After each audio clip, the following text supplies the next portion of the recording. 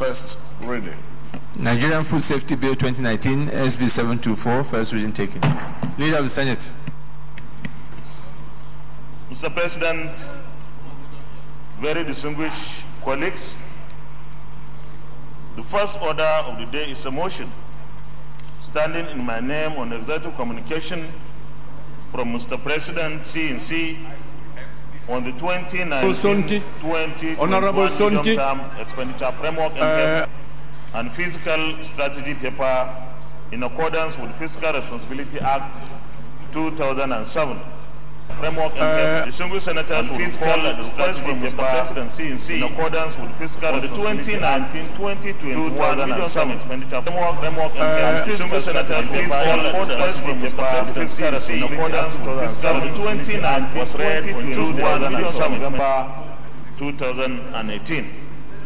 Mr. President, with your permission, I will move that the Senate please call the President C&C in accordance with the 2019-2021 and fiscal strategy paper to the appropriate committee for further legislative action. I will move that the Senate please call the President C&C in accordance with the 2019-2021. I second the motion that's moved by the Senate. Distinguished colleagues, those in favor to vote on the motion say aye. Those against say nay. The ayes have it. This is referred to finance. Chairman Committee Finance. Can we have the report back by Wednesday next week? All right. Leader of the Senate. Mr. President, very respected colleagues, the second order of the day, the second reading of the Appropriation Bill 2019. Distinguished senators will recall that Mr. President C&C presented the 2019 budget to a joint session of the National Assembly on Wednesday, the 19th of December 2018, and in accordance with Standing Order 92, subsection 1B, the 2019 Appropriation Bill is deemed to have been read the first time by virtue of the presentation of the bill to a joint session of the National Assembly. Mr. President, with your permission, I move that the Appropriation Bill 2019 be read a second time.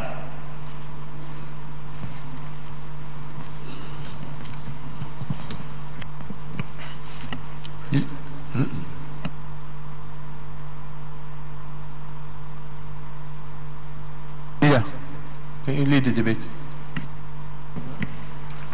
Thank you very much, Mr. President, very respected colleagues. Mr. President, distinguished colleagues, let me congratulate Nigeria and fiscal strategy for holding to the appropriate committee and conducting a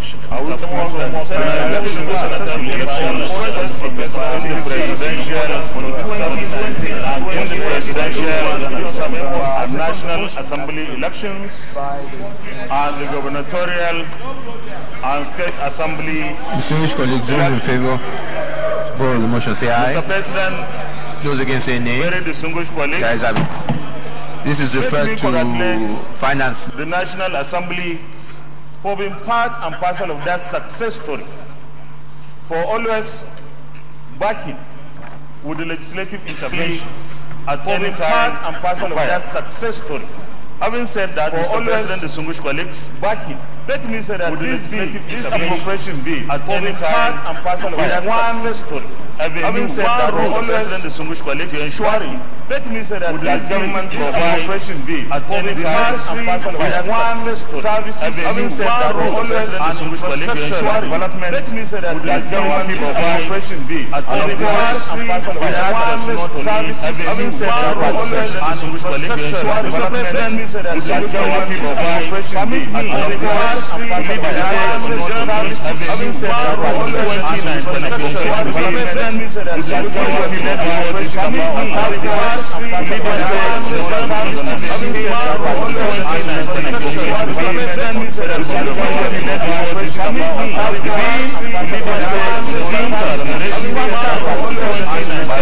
President,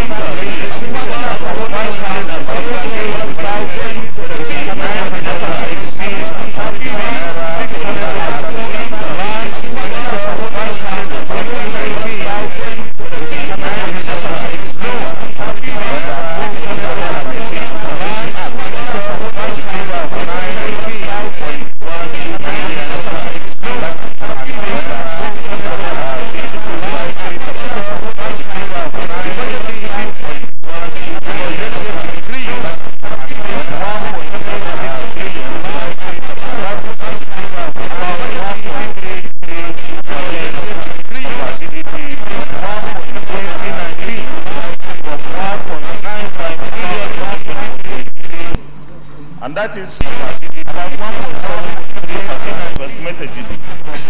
This reduction is in line with this administration's plans to progressively reduce budget deficit and borrowings.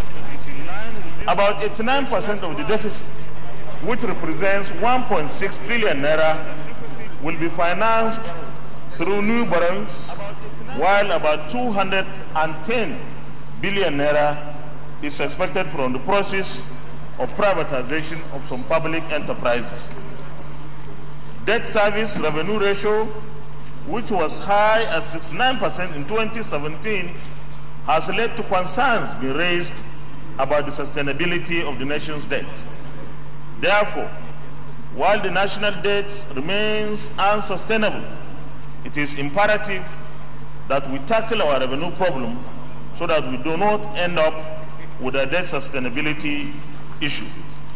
The proposed 8.83 trillion naira of 2019 aggregate expenditure comprises of the following: recurrent cost of 4.04 trillion naira, debt service of 2.14 trillion naira, 6% higher than 2018, statutory transfers of about 492.36 billion naira, and that represents 7% decrease over 2018.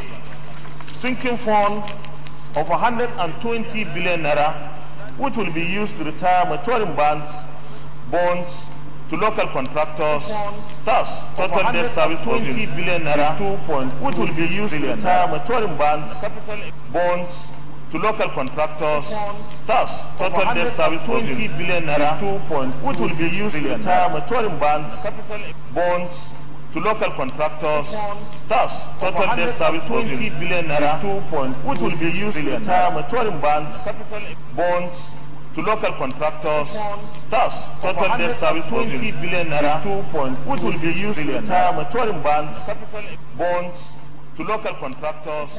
Thus, total debt service rate of 305 naira to the dollar, GDP growth of 3.01%, and I'm happy to report, Mr. President, that our GDP has increased, our economy has grown by over 2%, and for a long time, we experienced increase in what was ordinarily a deficit in our trade with other countries.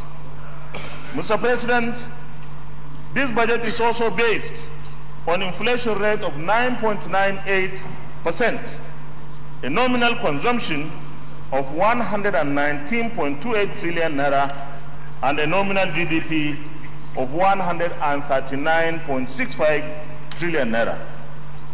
Total revenue is projected at 6.97 trillion naira, which is 3% lower than the 2018 estimate of 7.17 trillion naira, consisting of oil revenues projected at 3.7 trillion naira, including NLNG dividends and mining.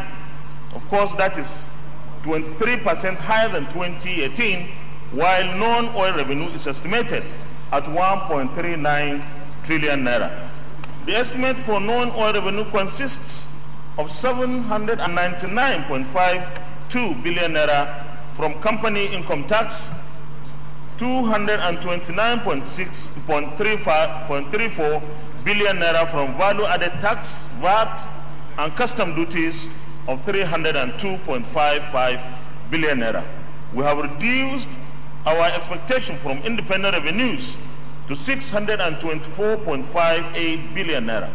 Other revenues expected in 2019 include various recoveries of 203.38 billion naira, 710 billion naira as proceeds from the restructuring of government's equity in joint ventures and other sundry incomes of 104.11 billion naira. Mr. President, my distinguished colleagues, the 2019 budget proposal is intended to sustain the economy on the path of inclusiveness, diversified and sustainable growth in order to continue to lift significant numbers of our citizens out of poverty. the underlying drivers of the 2019 revenue projections have been adjusted to reflect the current realities. On the expenditure side, allocations to ministries, departments, and agencies of government are guided by the three objectives of the Economic Recovery and Growth Plan, ERGP, which are 1, restoring and sustaining growth, 2, investing in our people, and 3, building a globally competitive economy. Mr. President, very distinguished colleagues, the 2019 capital budget is designed to align expenditure to long-term objectives, sustainable development as well as physical consolidation, inclusive growth and job creation, stabilization of the welfare of Nigerians by focusing more on A, microeconomic stability, B, consolidating on structural reforms, C, enhancing governance and institutional goals, D, diversification of the economy with key emphasis on agriculture, investments in priority sectors like solid minerals, and E, self-sufficiency in food and other products. To consolidate on the momentum of the 2018 budget implementation, many ongoing capital projects have been provided for in the 2019 budget by allocating 30% to capital projects. This is deliberately structured to demonstrate this administration's strong commitment to investing in critical infrastructure capable of spurring sustainable growth and creating sustainable jobs. Mr. President, very distinguished colleagues, a total of 2.2 trillion naira is allocated for capital spending, inclusive of capital and statutory transfers. For comprehensiveness and transparency, the expenditure plans of the larger government-owned enterprises, as well as multilateral and bilateral project-tied loans, have been integrated into 2019 to 2021 medium-term expenditure framework, with the inclusion of 275.88 billion naira representing capital for the larger GOS and 556.02 billion for multilateral bilateral project-tied loans. The aggregate capital budget is 3.12 trillion naira. This represents 30% of the total federal government proposed expenditure for the 2019 year. In order to get full value for monies expended by the government over time and to avoid duplication and waste, this administration's emphasis will continue to be on completion of existing projects. Accordingly, provisions have been made to carry over projects that are not likely to be fully funded under the 2018 budget to the 2019 capital budget. Mr. President, distinguished colleagues, the allocation to the Social Intervention Program SIP has been retained at 500 billion naira, consisting of 350 billion naira recurrent and 150 billion naira capital. This reflects the continued determination of this federal government to pursue inclusive, gender-sensitive and proper growth. In addition, to maintain the peace in the Niger Delta, the provision of 65 billion naira for the Presidential Amnesty Program has been retained in the 2019 budget. Similarly, Mr. President, distinguished colleagues, the sum of 45 billion naira has been provided for the Northeast Intervention Fund, as well as the sum of 10 billion naira as take-off grant for the Northeast Development Commission, NEDC. To further support small and medium-scale enterprises, which is the focus of this administration industrialization drive, the sum of 15 billion naira has been set aside for the recapitalization of the Bank of Agriculture and the Bank of Industry.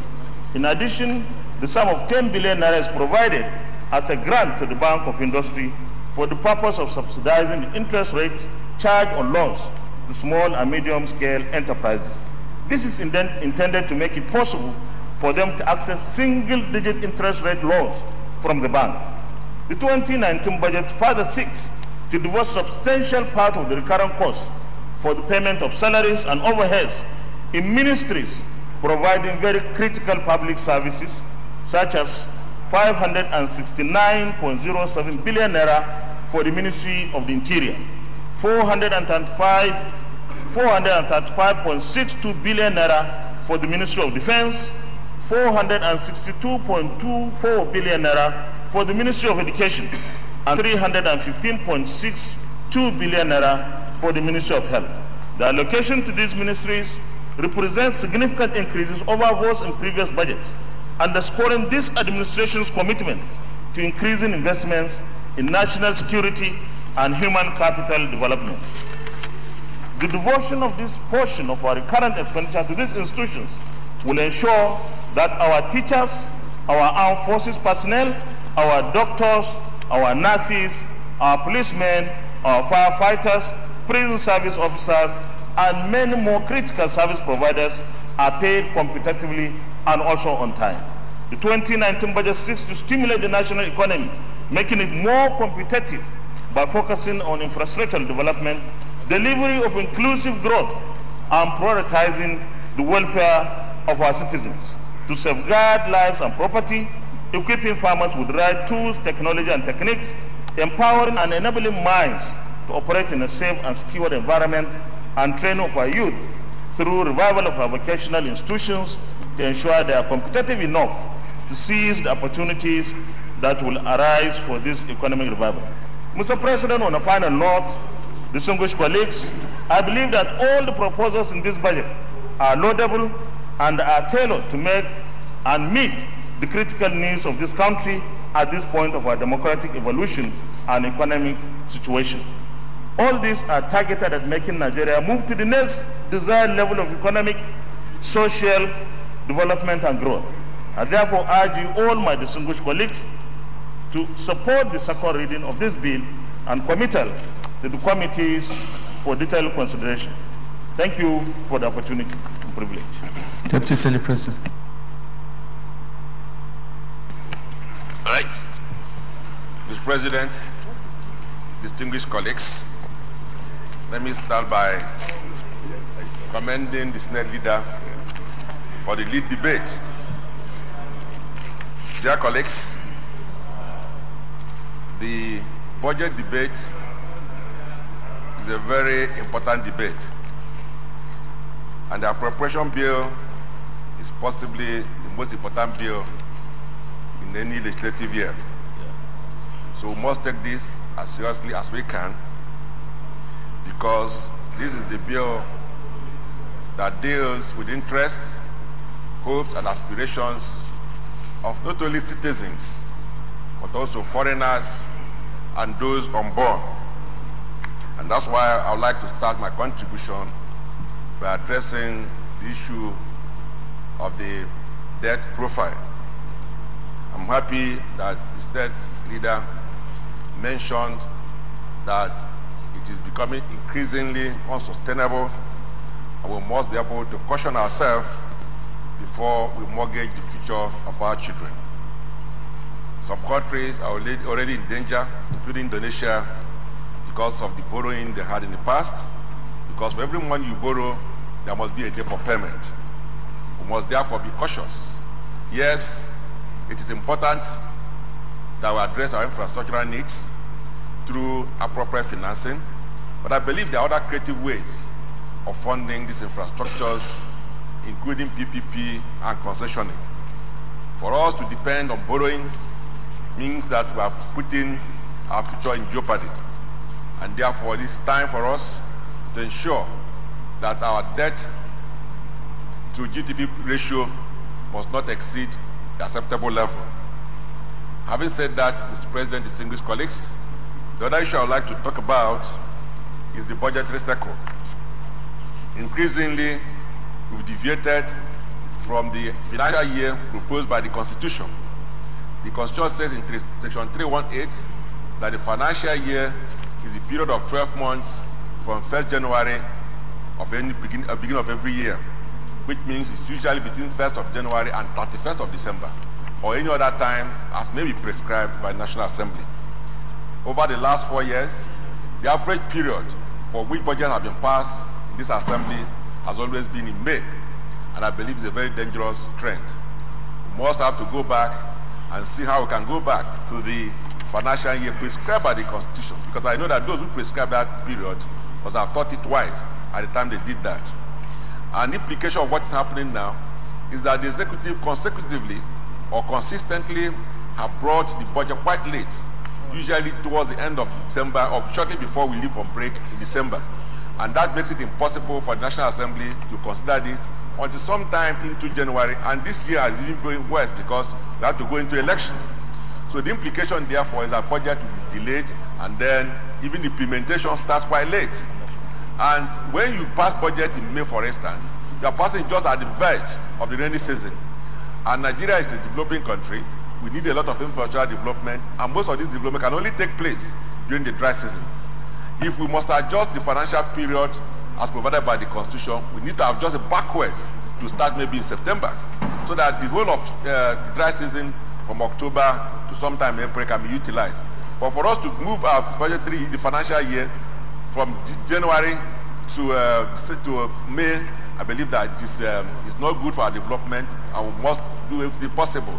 As we go into the next assembly, I believe that's something we need to address between the executive and the parliament to ensure that we discipline ourselves regarding the time to prepare the budget, the time to present it, and the time to consider it.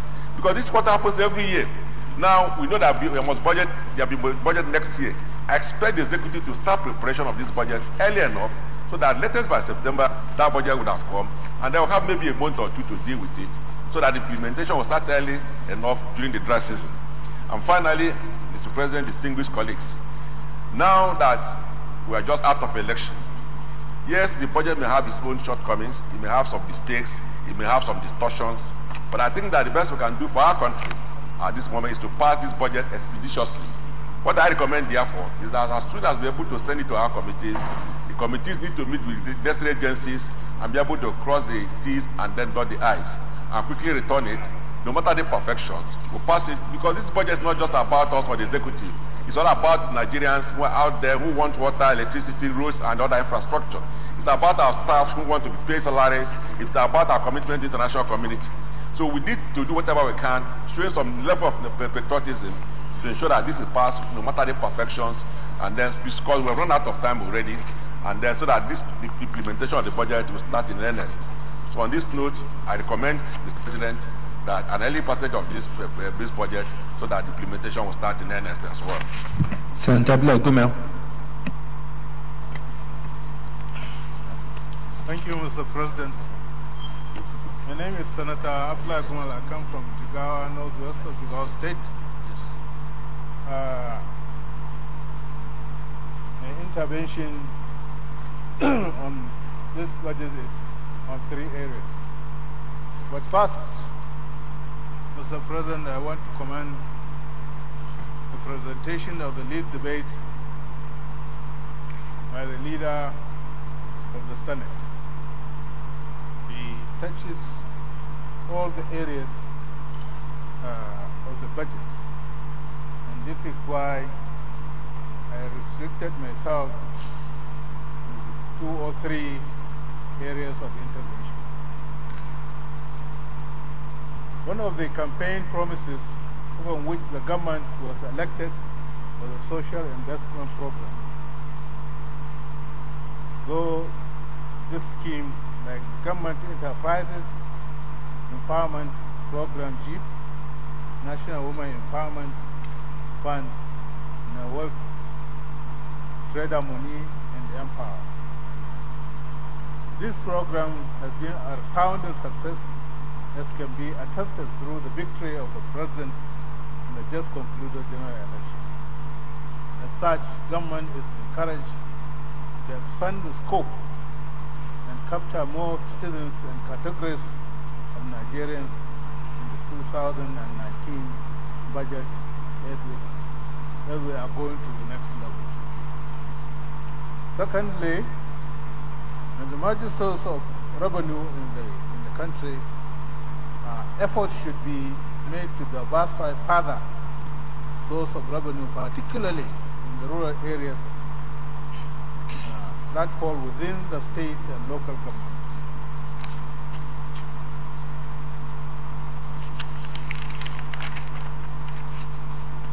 Mr. President, I therefore suggest that the federal government should encourage states and local governments to begin registration and issuance of land titles of farmlands and houses to make them valuable so that the farmers don't have to wait for the government to guarantee their loans. They can go freely to the commercial bank where substantial allocation were made for farming so that they can assess the loan within the titles of their various land and farmland and houses which they already got the titles. Through this process, Mr. President, the government, the various level of government, from local government to the federal government, are going to access revenues out of these processes. And in terms of affecting the mortgages of landed properties to access this agricultural loan. In the same manner, government should increase investment in the agricultural value chain. The effect of that investment will lead to processing of farm produce to international standards and fit in for export and to earn more foreign exchange. This will provide employment for teaming youth along the value chain. Several decades ago, we have commodity boards and guarantee stability of the prices for produce for farmers. In this time, when the attention of government is on agriculture, it has become expedient to once more re-establish those commodity boards. Mr. President, with this few remarks, because a lot of people wanted to contribute, I wanted to say, Mr. President, we should expeditiously approve this budget to go to the committee. Thank you. Senator Barrow Jibril. Thank you, Mr. President. I am Barrow Jibril, everything kind of North. Mr. President, I want to begin by commending Mr. President by the way and manner the 2019 budget was packaged. It was packaged in a way as to further work on the foundation that has been laid since 2015 by this administration to strengthen or to review and rejig our economy, which was before then highly battered. Mr. President, a lot has been done in the past 4 years. Now, this budget, as packaged, as I said earlier, is to strengthen and to create a means of building an economy which will be strong, up and doing, and will go further to better the life of the people of this country. It is a big move by the president, and I want to congratulate him for having the zeal and a good team, an excellent team that was able to put this budget together. The quest of the budget has clearly shown by its content is to create an inclusive growth and to also diversify our economy and to have a sustainable economic development. And these are all put through the direction and objectives of the policy thrust of the government, the economic recovery and growth plan, which is anchored on three things. Number one, growth restoration, as I said earlier, to further create that trajectory of growth that has been created, to continue that trajectory, and to also invest in people, to continue to invest in people through the social investment program. It's a wonderful move, which is really working to create an avenue that is now making the lives of the people of this country better. So this trajectory is intended to be continued through the packaging of our 2019 budget. This is very, very commendable. Not only that, to also build our economy and make it globally competitive while focusing on the development of critical infrastructure. This is a very, very good move, which has started and is continuing, because when you have all these things put together, certainly you have that enabling environment that will allow the real sector to be up and doing, to allow all the other sectors, the agricultural sector, the solid mineral sector, and every sector of the economy to be up and doing. And the collective result, what will result when all this is done, of course, is to have a sound and up and doing economy. And that's what we want. Once we have a sound economy, we are home and dry. So this budget is packaged in that direction. And I'm sure the government has a zeal to get it implemented. And once we get all the contents, all the visions implemented, will further take our country to the next level economically. Mr. President, the aggregate expenditure, or let me begin with the revenue.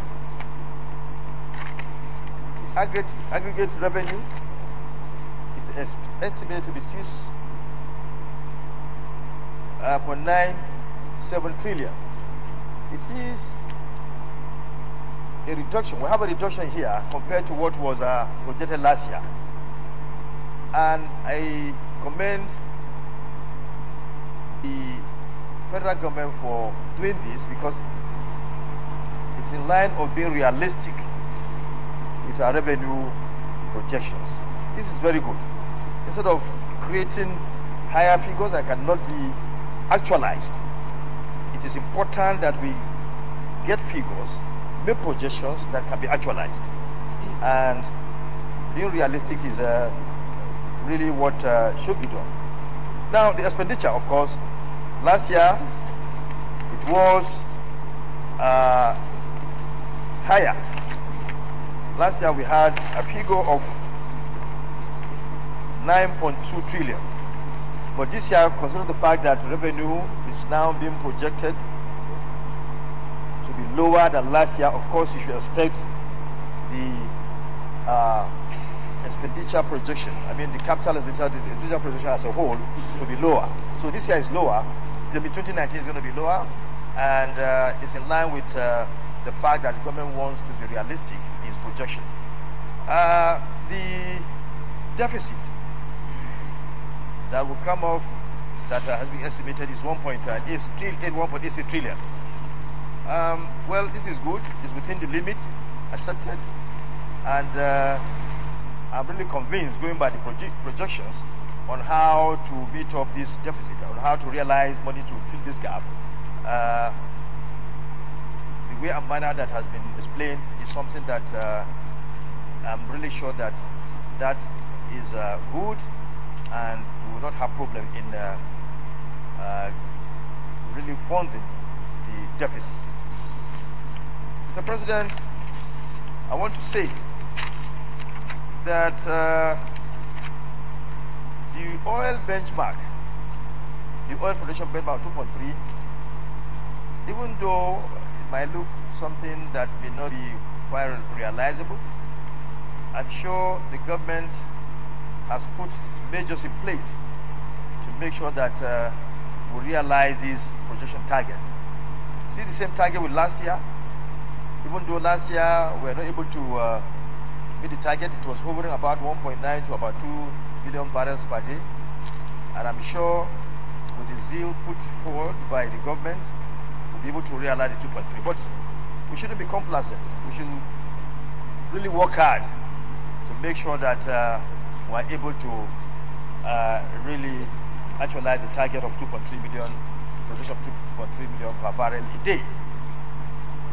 The projection of $60 per barrel of oil, well, some are saying that it's a bit higher, but going by the current price of oil, even in the international market today, which is about $66 per barrel, I think it's something that can be realized. I also commend the executive for picking this figure, which is quite realizable. Now, the exchange rate is the same with last year. I think also this is okay. We'll be able to go along with this. I mean, we'll be able to go with this because it works for last year, and the figures we're having now in terms of our projections clearly indicate that it's a very good projection. That is the exchange rate of 305 naira to the dollar. Mr. President, I want to also refer to the projection, the submission made by the Senate President, by the... Chief Whip, maybe you have to take the role of being timekeeper so that we can, yes. So, Senator Jibril, can round up, huh? Okay. Give us 5 minutes. Well, my attention has been drawn that I need to round up. I want to commend the President for really making good projections to critical areas like education. But I feel that the Ministry of Education, particularly university and other tertiary institutions, need more money, considering the challenges they are facing in terms of putting in place critical infrastructures in their campuses for their operations.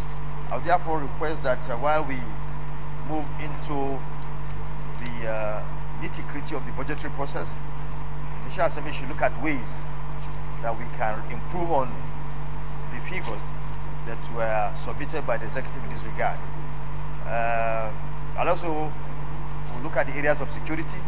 The government has done very well there. We should also look at areas, that area properly. If there are certain areas that we need to improve upon, we should also do so. But I want to emphasize the fact that we need to improve on the figures that were projected for the Ministry of Education, because education is really important and sine qua non to all the objectives we want to realize in the budget. Without proper educational foundation for our youth, with the talent of people of this country, all what we need to put in place in terms of bringing about prosperity by having sound economy in this country will not be realized.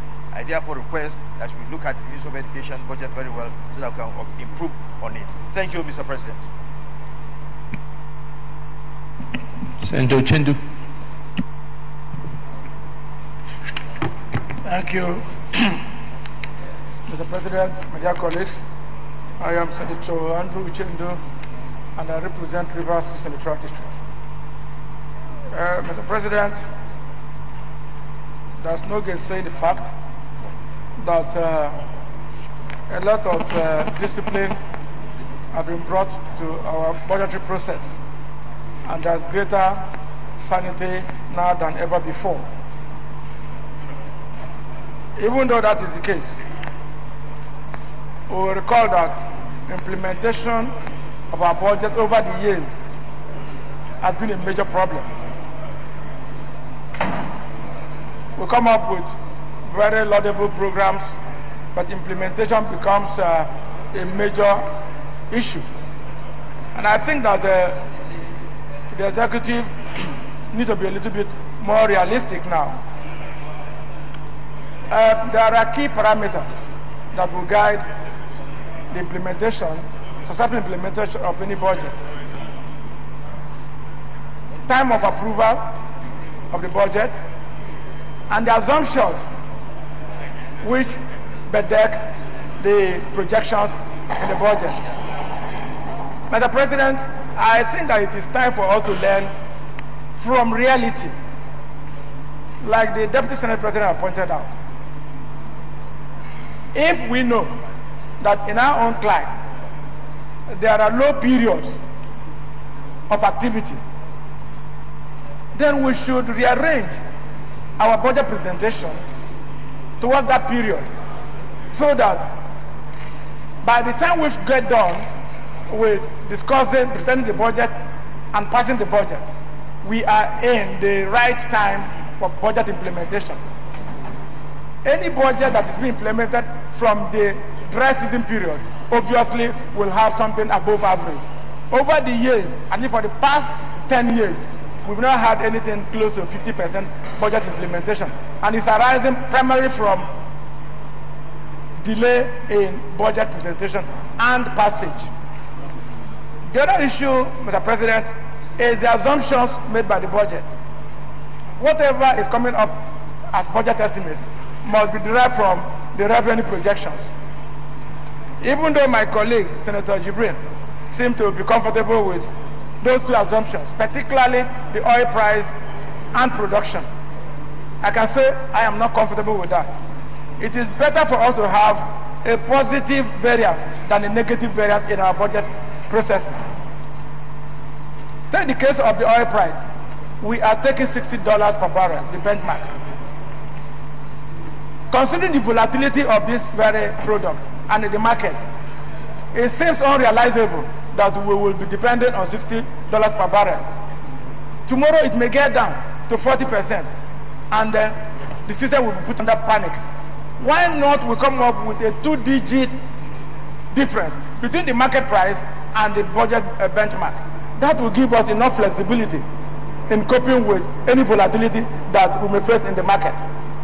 Again, Mr. President, we have been projecting 2.3 million barrels per day production for some time. For 2019, we are having 2.3 million barrels. But have we been able to achieve it over the years? The answer is no.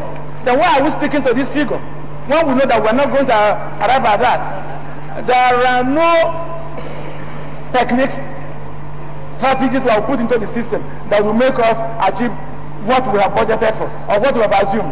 Therefore, it makes greater sense that we will come down, even if it is 2 million barrels per day, and project on that. And if we produce more than that, then it gives us a positive variance that we can easily manipulate. The other area I would like to talk about is the diversification of the economy. We have seen how many more hands, idle hands, that have been brought into production by the Rice Anchors program. So many Nigerians are now involved in rice production. Mr. President, there are 2 other zones in this country, the South-South and the Southeast, that have been proved agriculturally to be suitable for oil palm production. And I believe that if sufficient incentive package are arranged and put in, we'll be increasing our production and engaging many more idle hands into production. And that will help the economy to be on the move. And I think this is very much advisable and should be taken into account. I will want to talk about the Niger Delta area, particularly the NDDC. Over the years, releases, the Niger Delta Development Commission have been having shortfalls in fund releases. Shortfall in fund releases. And one is expecting that in 2019, adequate provision will be made to reduce these shortfalls. I am surprised, Mr. President, that there is no provision to reduce the shortages in fund releases. And I think during the committee session, people should try and see what they can do in this area. Outside that, let me finally talk of few improvements that can be brought into our budget preparation.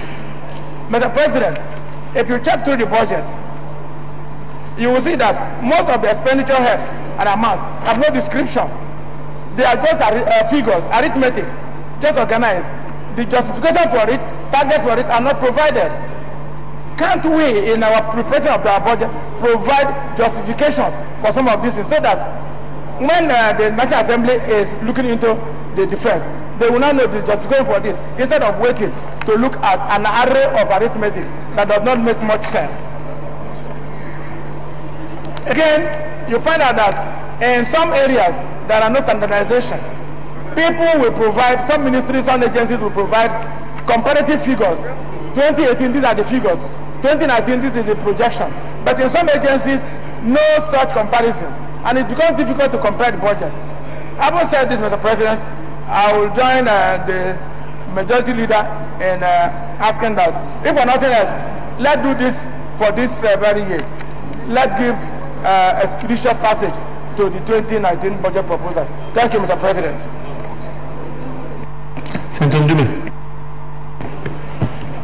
Thank you, Mr. President. Distinguished colleagues, I am Senator Mohammed Ali Ndume, representing Borno South. Mr. President, distinguished colleagues, the second reading of these bills intends discussion on the general principles. The leader of the Senate have captured it all. Time is not on our side. Nigerians are very anxious, and the executive are waiting to implement the budget. And everybody have talked about the issue of timing in order to process the appropriation or the budget proposal. Now that we have identified some of the key problems, I want to appeal to our colleagues to hasten the discussion and let it end tomorrow, if possible, Mr. President, so that we can refer it to the committee. And all of us here are in one way or the other a member of a particular committee, so that once in the committee level, we can look at the nitty-gritty, the mathematics, the arithmetic, the zone, the apportioning, and other things, so that, Mr. President, distinguished colleagues, I'm appealing that by the end of this month, at least we would have passed the budget. We know here that budgets are never implemented in this country to a desirable level. The highest we have was during this 8th Senate, where we cooperated and releases are made, and I think we at one time achieved 70%. So let us target moving above that 70%. And how do we do that? We look at this budget quickly and pass it. We set a target that we must pass this budget by the end of this month, so that if there is any other thing that comes up later, it can come up by way of supplementary budget, by way of amendment to the budget. Let us take this out of our way and allow the executive to do what they are, to do the needful, as they call it. So, Mr. President, distinguished colleagues, that is my contribution. But Mr. President, I need your attention here, please.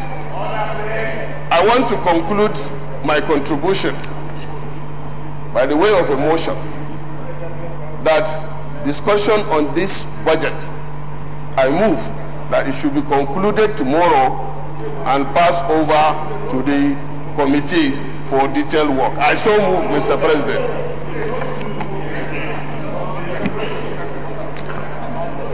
Yes, Deputy Leader. Thank you very much, Mr. President, and my distinguished colleagues. First is to take into account that we are just coming out of an election period which has taken so much of our time and which has eaten into the proposal for the passing of this budget. But what is important is the fact that the debate on the principles of the bill have aptly been captured by the leader. And if you look at the framework of the budget, concerns have been raised as to the debt sustainability based on the borrowing plan to finance the 2019 budget. But experts will tell you that considering the population of Nigeria, considering our human resources, we are grossly borrowing, under borrowing. And that is the fact, sir. So that fear of sustainability of our debt appears to be misplaced when you juxtapose that to our population, our resources, both human and capital. But I think there is one other aspect that appears to be missing in the budget, which the National Assembly should look at. If you look at the framework of the budget, it is intended to do what has never been done before. That is to target what we call even redistribution of income. So virtually every other person who has opportunity to queue into this budget will have one thing or the other to do to be able to get some level of sustenance by putting his best. It may be necessary, Mr. President, for the National Assembly to set a date to critically look at the funding of agriculture in Nigeria. This is important because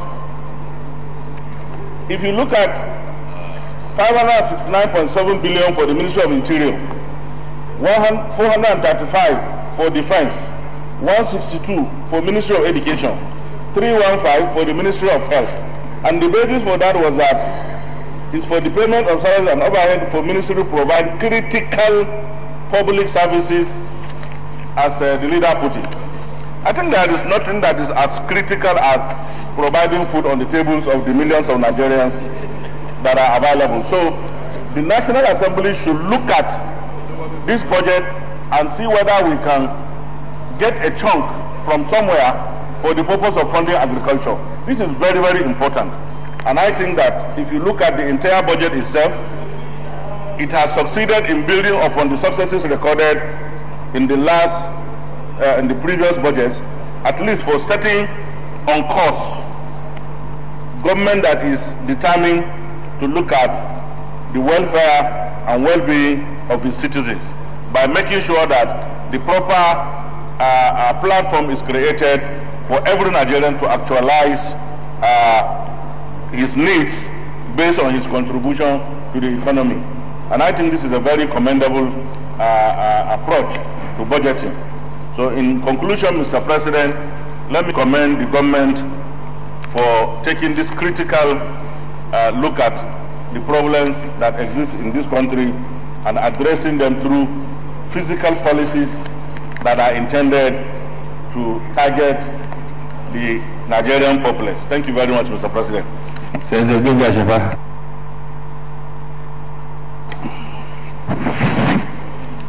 Thank you, Mr. President. Mr. President, my distinguished colleagues, let me join the previous speakers in congratulating the President of the Federal Republic of Nigeria, President Muhammadu Buhari, for bringing up this budget, which I will refer to as budget of consolidation. Consolidation in the sense that it is being able to look at the foundation laid in the last 3.5 years, and given the time which it is being presented,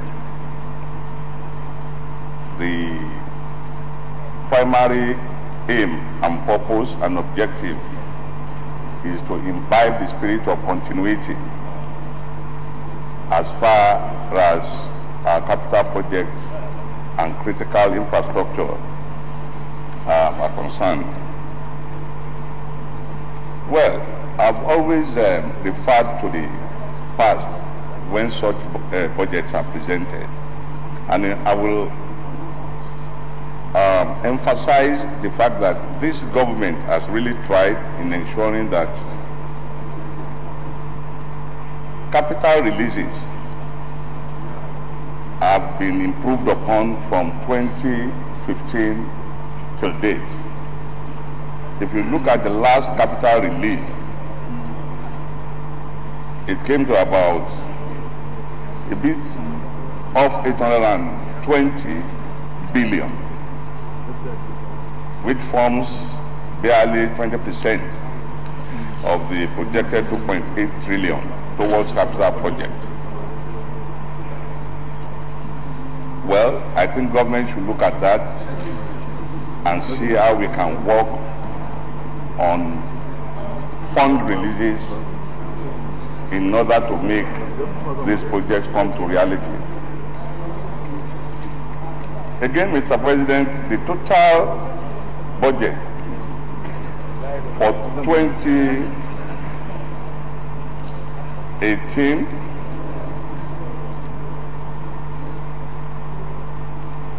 came to about 9.1 trillion.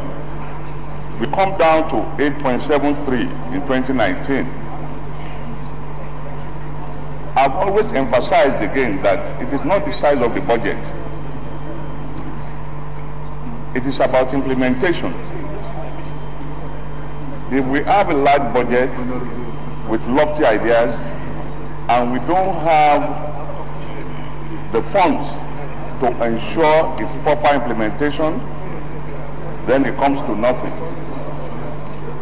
So this is an area that I would want the executive to look at in a manner that releases will be on time and will be increased, and then give priority to critical ongoing infrastructural projects.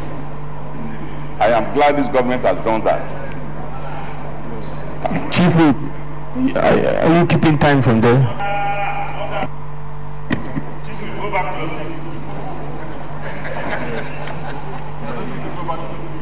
Now, we are talking about transportation. There is no successful agricultural or social intervention project without a solid transportation system. And I'm glad this government is looking at that area critically. And I will be specific. If we are able to produce so much and we cannot transport them to areas where they will be beneficial to our people, then most of this produce at the end of the day rots. This government is looking at that, and that is why it has concentrated on providing critical infrastructure. To be specific, I can see that the government has tried as much as possible to cut across the length and breadth of Nigeria in terms of rail projects particularly. We have provision for counterpart funding. Lagos, Kano, it's ongoing. Calabar, Lagos, ongoing. Ajaokuta, Itape, Alaja, completed almost 95%. Port Harcourt, Maiduguri is in the budget. Work is about starting. Kano, Katsina, Dibia, Maradi, up to Niger Republic. This is a new project that the preliminary works have been concluded. Abuja, Itape, Alaja, Warri, up to Warri, New Abo is on the plate. Boni, Deep Sea Port and Port Harcourt and other rail projects are very, very important to this administration. I want to commend this incoming administration and to urge that provisions should be made at any point in time to ensure that they come to reality. In conclusion, Mr. President, let me take you back to the budget presentation of 2016. At that time, when we deliberated on the budget, I could remember that the government asked for the patience and perseverance of our people. I am glad that 3 years after, all these tangibles in terms of infrastructural development and placements are being witnessed by Nigerians. So I'm appealing to Nigerians to stay on course, and let us believe that in another 4 years, all these projects will translate to something impactful in everybody's life. Thank you. Senator Albert Akpan. Thank you, Mr. President. My distinguished and respected colleagues, Mr. President, Senator Albert Bassi, speaking for the good people of Akwa Ibom Northeast. Mr. President, let me say that I agree in totality with the submissions of the Deputy Senate President, the leader, and the Senator Alin Dume on the need for expeditious passage of this budget in line with the aspirations and the expectations of Nigerians.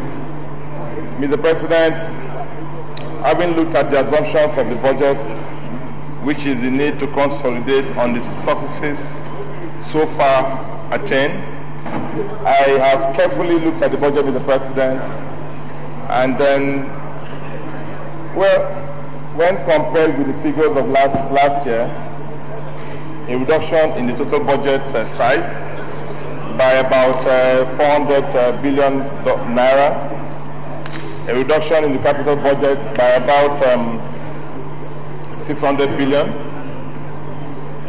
a reduction in total, but the total recurrent expenditure increased, Mr. President, by about 500 billion. So we need to look at that at the appropriation level.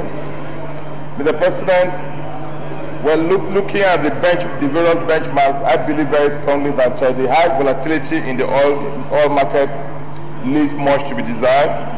But we believe that as a people, we must imbibe the culture of being actually very conservative so that whatever is expended will have the desired impact in the lives of our people.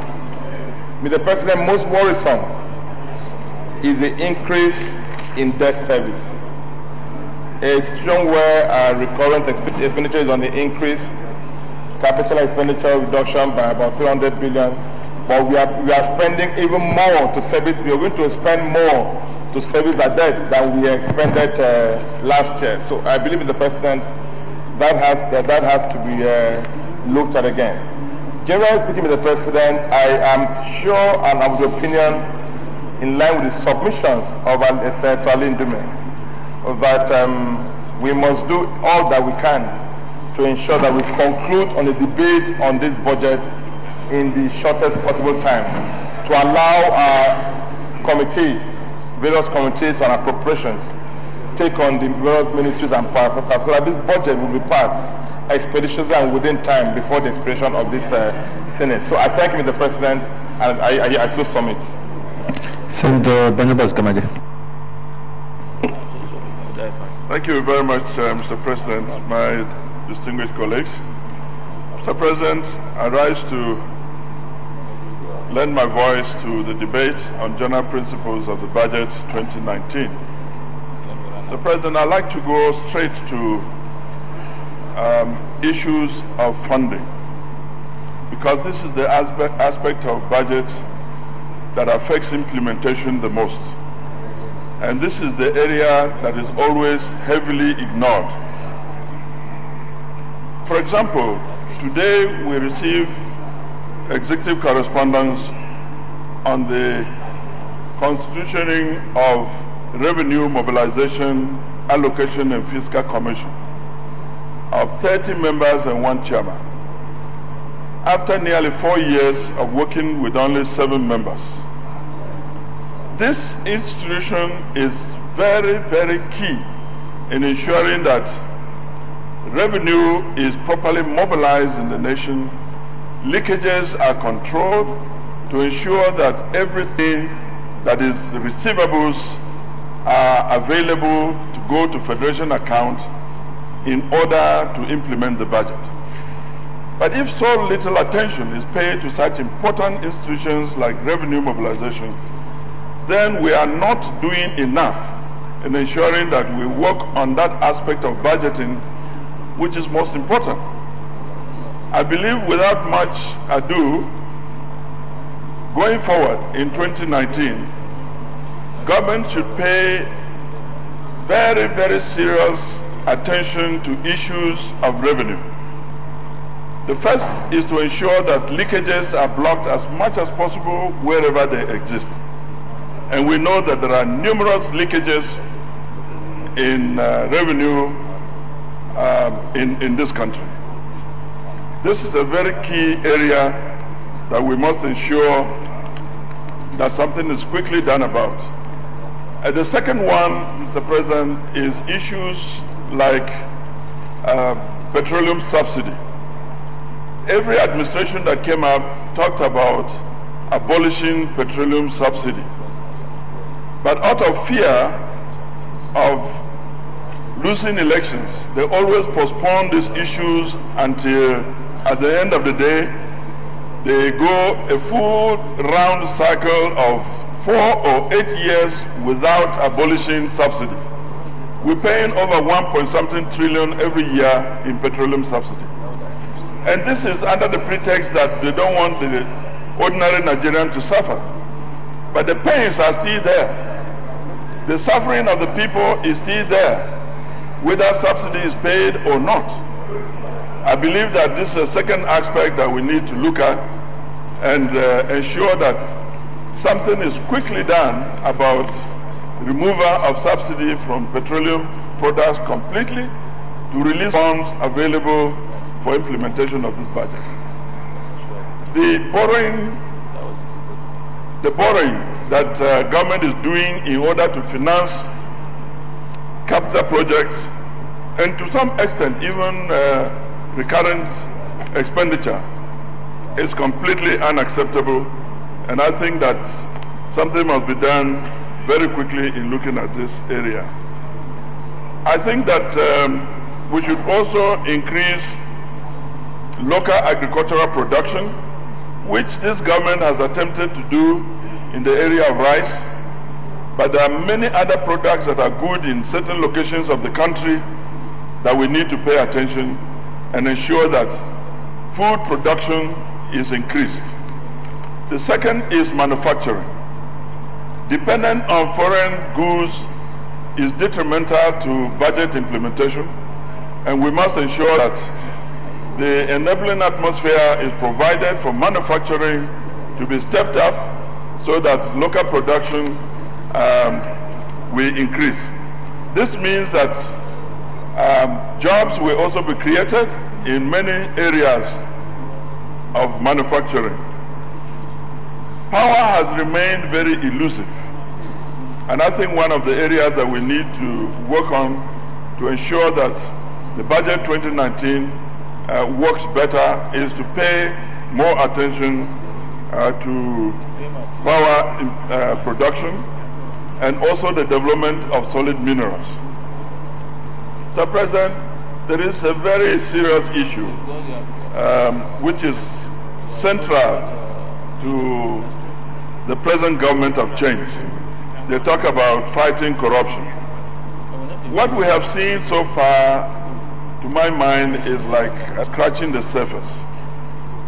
We do see on TV several issues of CCT trials of people, day after day after day, about a few nairas or a few dollars, whereas there are issues that are affecting individuals in this country to the extent of 100, 200, 300 billion, and those people are going about simply smiling in this nation without any attempt to do anything about it. If we must succeed in ensuring that we turn the economy around, then there should be no incentive of protecting criminals in this nation. Today, those who man offices where there are large revenue do not fear to take a lot of money, because those who have taken before them have suffered no punishment whatsoever. I don't think we cannot overflog that issue.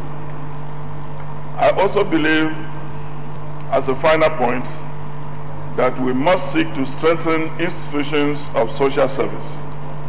Nigerians are suffering too much, and therefore we must strengthen the institutions that are created for their welfare. The issue of social housing must be brought to focus, so institutions like Federal Mortgage Bank and Federal Housing Authority must also be strengthened. It's not enough to look at Bank of Industry and Bank of Agriculture.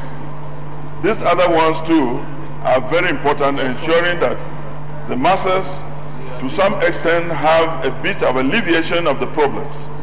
People don't have affordable housing, even though there are so many houses unoccupied in big cities.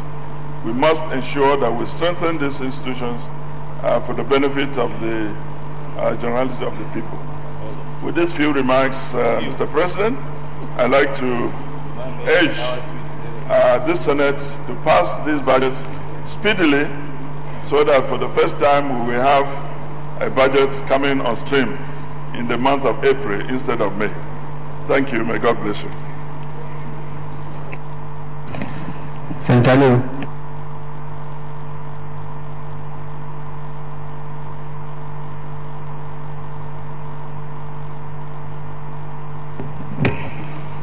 Thank you, Mr. President. My name is Mohamed Adamu Aleru, representing KB Central. Mr. President, distinguished colleagues, I rise to give my own contribution to the appropriation bill that is currently under discussion. But first, Mr. President, let me commend the government by allocating 30% of the total budget to capital projects. This is the third time 30% of the total budget is going into agriculture. And I must say that we have seen the impact of it. We have seen a lot of road rehabilitation and construction all over the Federation. So this is very commendable. Secondly, Mr. President, on the issue of social investment program, the very poor in our society have benefited a lot from the social investment program. 350 billion has been allocated to recurrent and 150 to capital. And I will urge the government to do more releases, because what has been released last year is not up to 30 or 40%. And even though it has significantly improved the life of the poor people, people that have not earned a living for over 5 years are now getting 30 to 40,000 naira per month. So this program should continue because it has the desired impact of reducing poverty. In fact, I could remember during the electioneering campaign, some people are even saying that Nigeria is the world capital of poverty. I think they have forgotten the fact that government is taking deliberate effort, is making deliberate effort to reduce poverty by spending well over 500 billion naira to the very poor in our society. Mr. President, a colleague of mine has already said that emphasis on power, rail and road projects are going to be paid to 2019 budget. Let me confirm that Mr. President had made it very clear during the electioneering campaign that he will link every state capital to rail. Every state capital will have a rail line. It is not what has been said now that we should consider. Even what has not been said and what has been promised should also be considered. And maybe in subsequent budget, we should make conscious effort to ensure that this promise has been realized. Mr. President, let me also commend the government for creating special economic zone and industrial parks in all the geopolitical zones. And in this initiative, about 109 special production and processing centers across the 109 senatorial districts will be established. I sincerely hope that there will be enough funding to create these programs, because it means that whatever is being produced will be processed, they will add value to it, before it can be exported or before it can be consumed. This will certainly promote employment within the locality. On the issue of agriculture, a colleague has just mentioned that we need to look at the funding in agriculture. I absolutely agree with that. And we should even go beyond budgetary allocation. There should be special program on agriculture where funds will be made available to our farmers. This is the only way we can get out of importation of food. Mr. President, we are still importing maize. We are still importing fish. We are importing tomatoes. Name it. We have the potential to grow all these products. We have the potential to grow all these products. And there is no reason why we should continue importing them. So effort should be made to accelerate development in this area.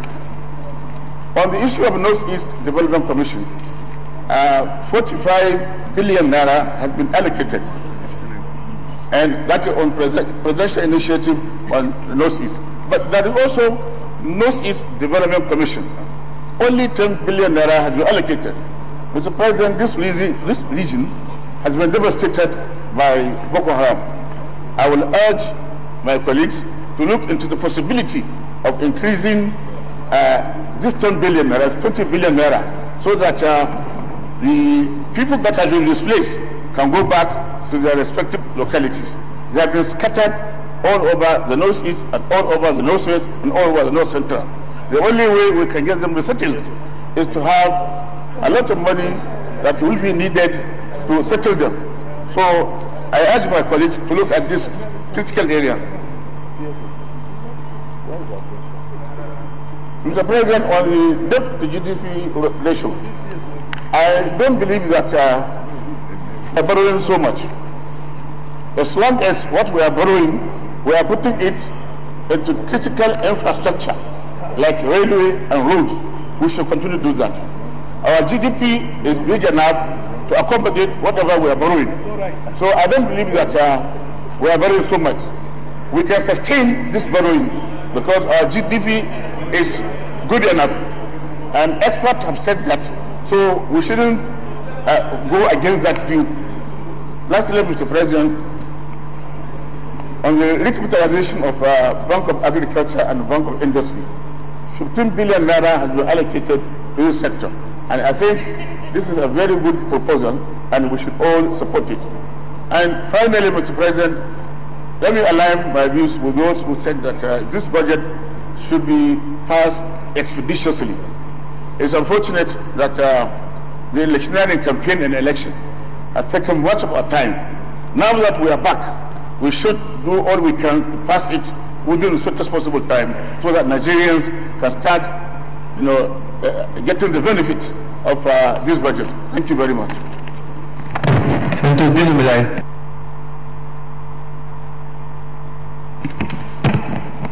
Mr. President, my very respected colleagues, Dino Melaye, Kogi West. Mr. President, I start by saying that this budget as presented by the President of the Federal Republic of Nigeria is a budget that Nigerians and the Parliament needs to be sorry about. Before I go to the meat of the budget, Mr. President, we have to look at the state of our economy vis-a-vis the provisions stipulated in the budget therein. Mr. President, as I speak to the Parliament this afternoon, the federal government has spent $41 billion to cushion and stabilize the naira. $41 billion have been spent by the federal government to maintain, cushion, and stabilize the dollar. How long shall we continue in sin and ask grace to abound, Mr. President? I bring also to the attention of the Parliament that we no longer have enough foreign reserve to continue to cushion the effects of devaluation of the naira. Mr. President, the price of crude have dropped to 50 from 60. This is very significant and makes the projection price of crude oil in the 2019 budget unrealizable and unrealistic. Mr. President, there's a drop in the internally generated revenue of federal government. My respected colleagues, there is a drop in the revenue of Nigerian customs. Federal government have no money again to subsidize fuel subsidy.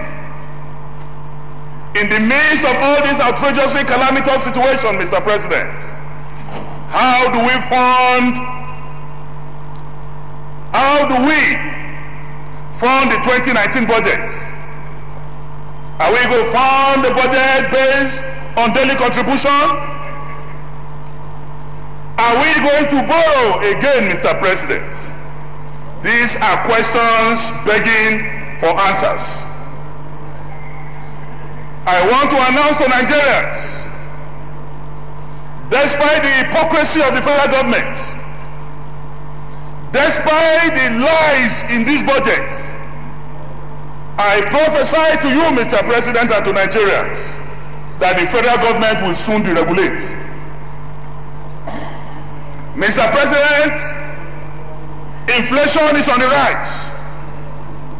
Unemployment is in the increase. Yet we have a budget that have nothing for the poor masses of this country. I challenge the proponent of the 2019 budget. I challenge those who support everything presented by the executive to tell me where in the 2019 budget has any provision been made for the talakawas?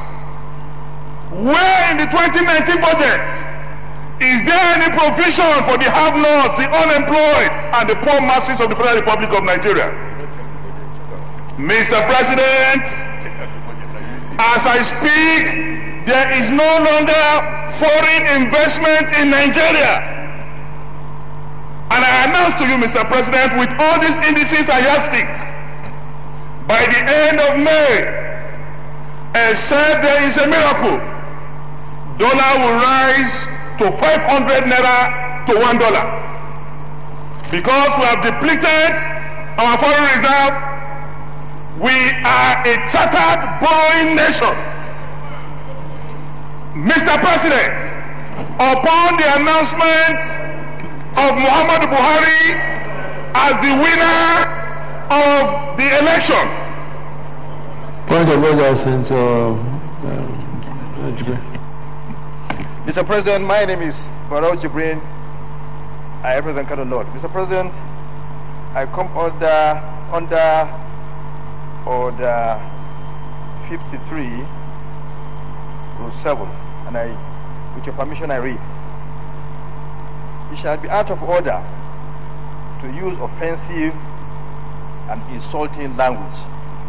Mr. President, I want you to draw the attention or to call Senator Dino Malai to order not to use insulting and offensive language while making contribution on the floor of the Senate. He said he said that the federal government is hypocrite, and he said the federal government is telling lies, and now he said we are a borrowing nation. He insulted the entire country. Insulted the entire country. So please call him to order to stop using. Please call him. All right, thank you very much. Distinguished Senator, just keep the argument to the issue of the budget. I don't see carry on. I'm not discussing my family problem. It's the budget we are discussing.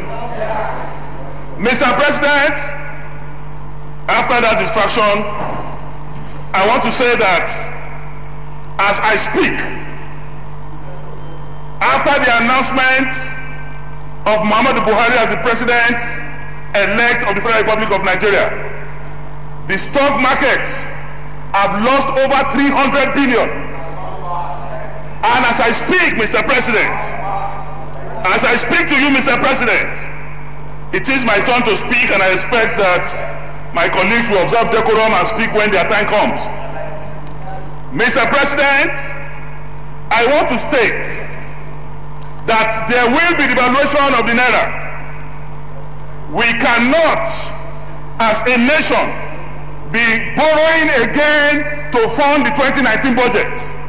Mr. President, our external debt as I speak today is $23 billion, the highest in the history of the Federal Republic of Nigeria. Not under the military government do we have this type of borrowing. Our local debt today is over $20 billion. That is to say that the Federal Republic of Nigeria today is owing over $40 billion US. With about 60% of this amount is incurred under the administration in question. Mr. President, I also give this vantage information. To this Senate, Mr. President, that already there is a plan to write the Senate through you, where another $12 billion is about to be borrowed to service Port Harcourt, Maiduguri rail project. If that comes to the Senate, Mr. President, I hope when Senator Yayi will be speaking and we are interrupting him, you will not call us to question. This Senate is a responsible Senate. I have the floor. I should be allowed to make my remarks. You can counter me when you have the right to speak. Finally, Mr. President, if federal government succeed in a matter of few weeks to send that request of $2 billion to service Port Harcourt, Maiduguri rail project, our borrowing as a nation will be close to $60 billion. Then we are now going to borrow again to indebt, to put generations yet unborn in danger. And all these monies we are borrowed, Mr. President. I want to ask that let my colleagues who are hell-bent on supporting anything executive tell the Senate, what have we benefited from the over $16 billion? All right. Okay, Senator. All right, Senator. Okay, Senator Shields. Okay, say point of order, Senator. Mr. President, distinguished colleagues, I am standing on the same order 53 raised by distinguished Senator Barrow. Mr. President, we are discussing the principles of this budget. The budget is already before us. We as senators of this republic, the Senate leader has captured it in the first page of presentation, showing concern for the high level of debt borrowing. And now what we need to do is to find solution to this thing and suggest how to the way forward. We are not here to complain, we are not here to criticize, we are supposed to discuss and provide the way forward. I want the other colleagues to be guided by these simple principles that we are discussing the fundamental principles of this budget. All right. Point of order sustained. Sure, Sani. Thank you, Mr. President. I must commend the write-up of this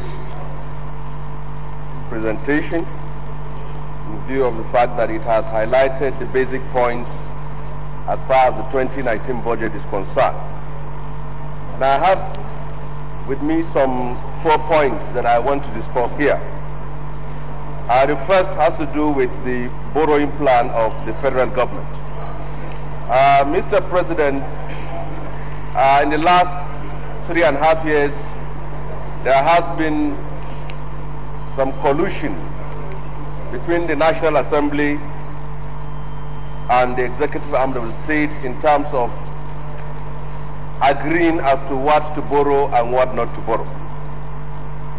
Mr. President, in order to avoid the mistakes of the past, there's a need for the executive arm of the state, despite the fact that this budget has been presented, to inform the National Assembly on what aspects of the budget deficit will need that ingredients of borrowing.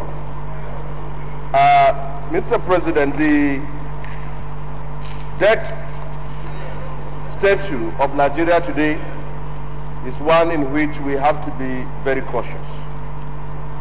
We are within the sustainable debt limit as far as the records are concerned. But borrowing should simply be on areas of extreme need, and that will be of more importance to us.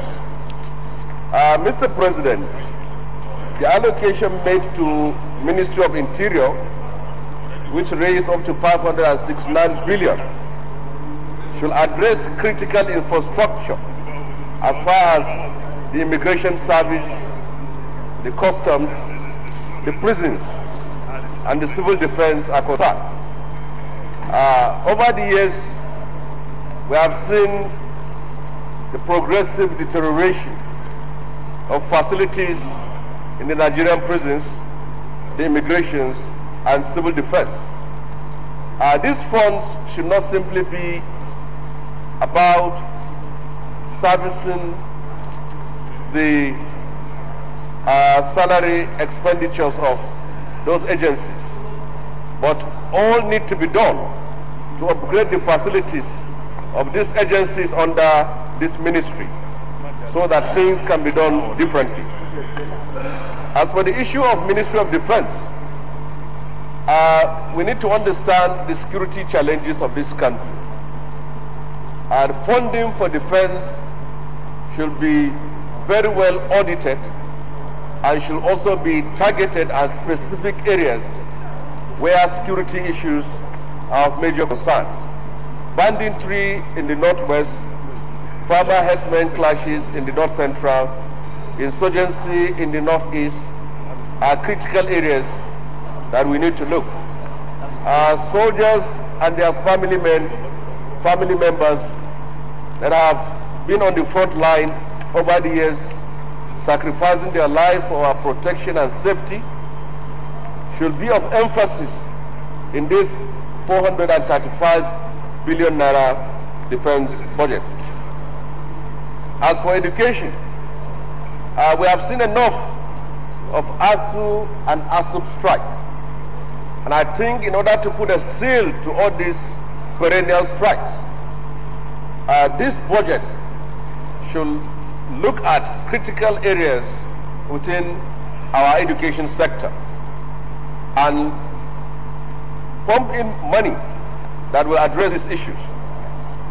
And we should also not forget our federal government colleges are in a bad state. These are institutions that were created over 3 to 4 decades ago, but the facilities in these institutions have been left to rot.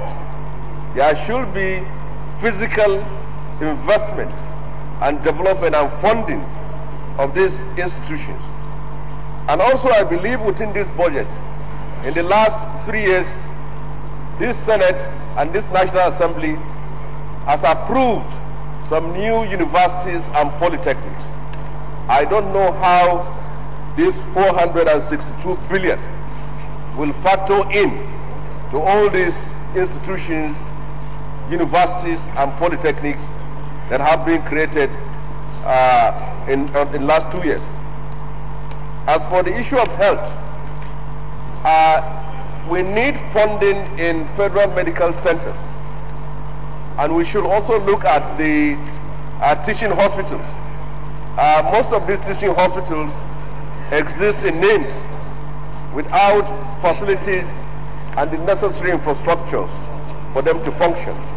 So there is the very need for us to pump in money in those areas that will improve and upgrade the facilities in our teaching hospitals and federal medical centers. Mr. President, within this budget highlight, there is 500 billion naira for social intervention program. I think in as much as we want to help the poor by pumping in money for investment and for social support, there is need for serious audit in terms of how this money is being shared. Now that the election is over, going to the market to give them 10,000 naira should come with a serious audit so that it can fall within our ambit of fiscal responsibility. Mr. President, I have seen highlights on equipping farmers with the right tools, technology, and techniques.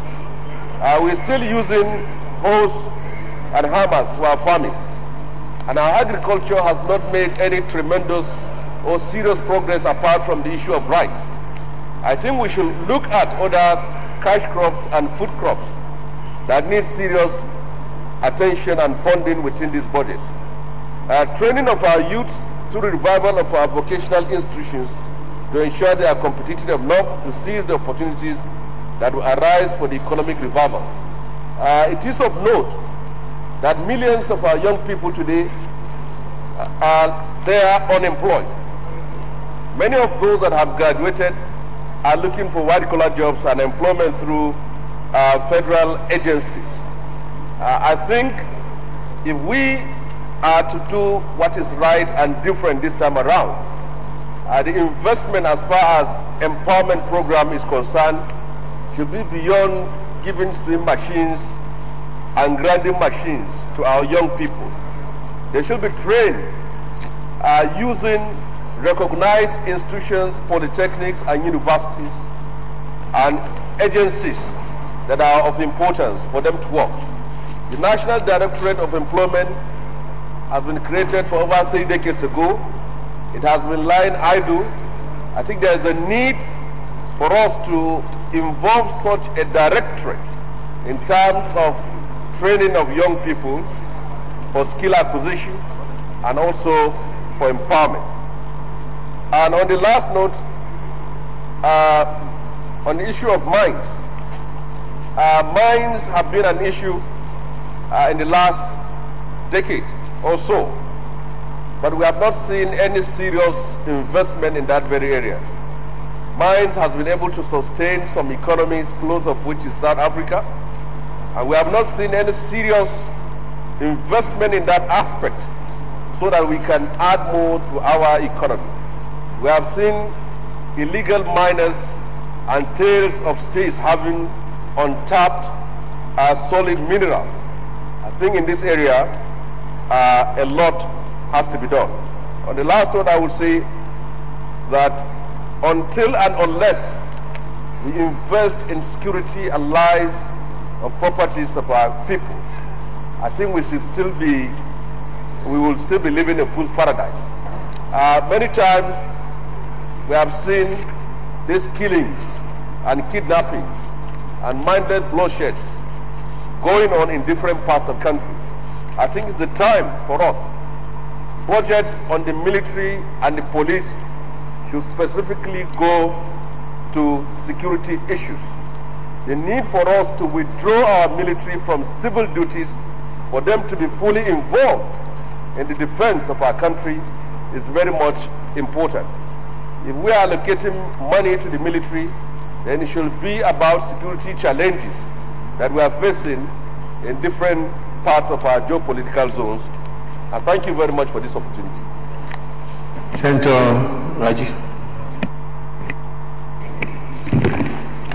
Thank you, Mr. President, my distinguished colleagues. Well, having read through the breakdown of the budget, I discover or realize that there is no intention by the federal government to develop tourism in Nigeria, for it to generate revenue to fund the budget in the nearest future. Many countries are focusing on how to develop, or rather to diversify from oil to tourism, especially those countries that majority are producing oil. And I wonder, what is Nigeria doing in this area, in this sector? Do we have to wait until when we have a major disaster? Or do we believe that the oil cannot dry up? And I also want to remind Mr. President that there is need to separate the Ministry of Culture and Tourism from information, to allow proper effectiveness of the tourism sector, because it is one of the major reasons why we are not paying attention to this sector. I believe we can make more money from tourism than oil. And the issue of borrowing money to fund the budget can be a thing of the past if we focus on this sector. And I remember some time ago when I brought the motion, and unfortunately my colleague has left. The Senate decided that, you know, the Chairman Committee on Information should share that that motion for us to bring the Minister of Information to the floor, at least to tell us what he has been doing on the area of tourism. Because we all agree that we need to diversify. We don't need to wait until when the whole thing has pushed us to a corner before we start, you know, thinking of other things. Fair enough, agriculture, they are now putting more emphasis on agriculture. And I want the Senate to please, you know, take this matter as a very urgent and important, I mean, so that we can put more effort on the tourism, so that this can give us more money, so that in future we can now have enough money to fund our budget instead of going to borrow. And I so submit. Anybody else that wants to contribute whose name is not on the list? We've exhausted everybody's name on day one, but if there is anybody who did not put his name on day one but still wants to contribute, okay, well, that brings the end to the contribution to today's debate on the 2019 appropriation bill. We'll continue the debate on the next legislative day, which is going to be on Tuesday. Okay. Leader of the Senate.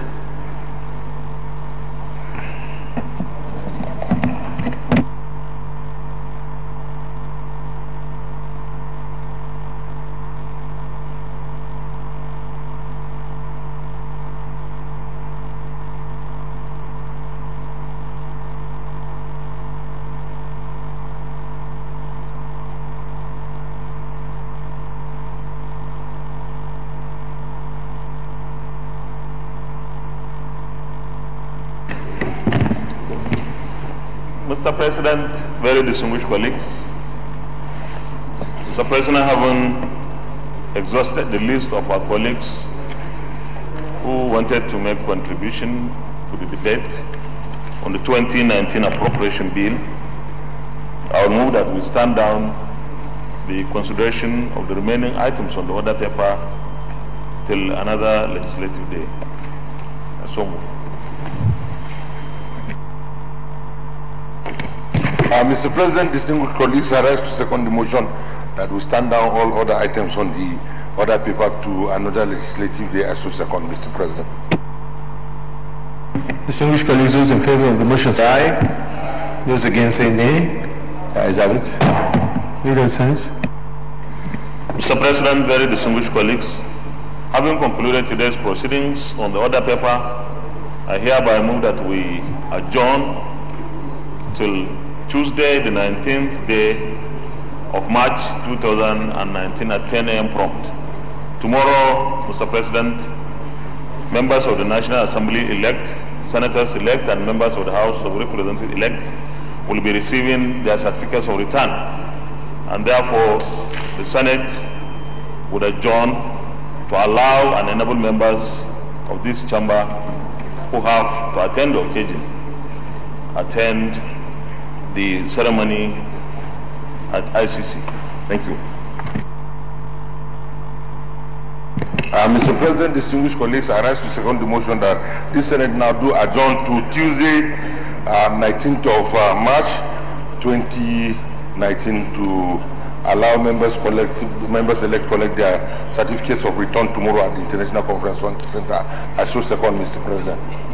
Distinguished colleagues, before I put the motion, let me just remind members that Tuesday 19th, when we do come back, is the last day we have for contributions on the budget. So those have contributions to make sure we conclude our contributions and debate on the 2019. And also to remind Chief Whip at the ad hoc committee on the minimum wage to ensure that by Tuesday you present your report as well. Those in favor of the motion that we hear adjourn to Tuesday 19th March 2019 10 a.m. say aye.